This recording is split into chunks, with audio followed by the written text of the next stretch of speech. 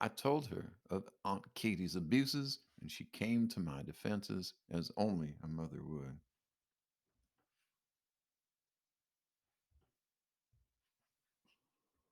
You don't treat my boy like that, or you're going to answer to me. You hear me, Katie?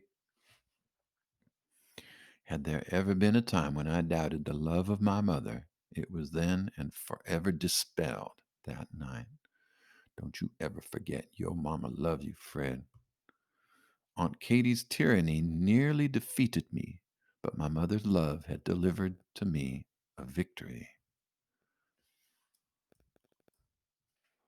Fortunately, the victory was short lived, for as I slept, my mother began her 12-mile journey back to her own circumstances.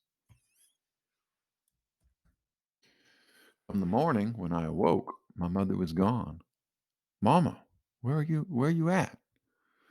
That was the last time I saw my mother. She died shortly after her visit. I was not present during her illness, her death, or her burial. Slavery takes many ghastly forms, but few are as evil as the barrier between mother and child, the force that keeps them apart even at the time of death. Slavery leaves the dying mother alone at her deathbed without the comfort of her children. She is left to die as a beast, given no more attention than a cow or a pig whose time has come to an end. I take few steps in life without feeling the love of my mother, cobbled together from meager moments, cut short too soon. I only hope that at her time of death my love was known to her as her love for me is known. Intervention of my mother did little to curb the cruelty and abuse of Aunt Katy. If anything, it fanned the flames of her hostility. As I grew older and more thoughtful, Katy's abuse filled me with a sense of my own wretchedness. In time, I would come to wish that I had never been born. Once, after I'd been struck in the head by one of Colonel Lloyd's slaves, Aunt Katy did nothing to tend to my wounds. That's what you get for messing with them Lloyd niggers.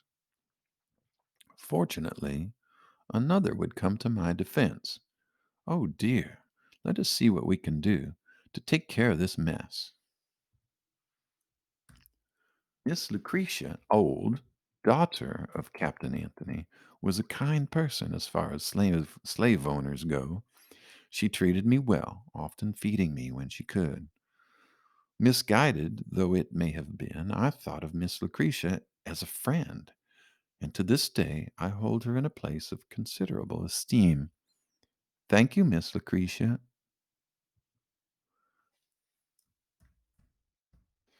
Childhood of a slave is perhaps the best time of their life.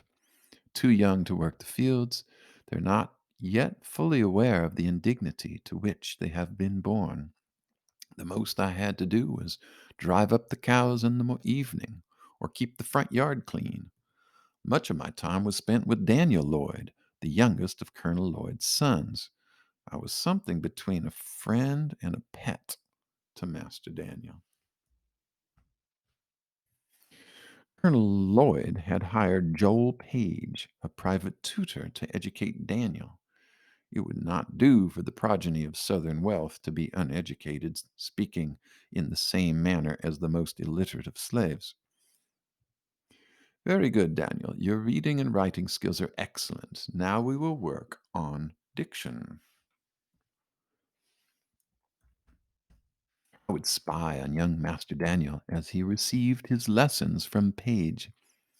A gentleman is expected to speak in a certain manner, and as you grow older, how you speak will determine how you are perceived. It was in this manner that I learned the importance of diction and articulation, how to speak in a manner deemed proper. Choose your words well, speak with authority and clarity. That's the end of part 3.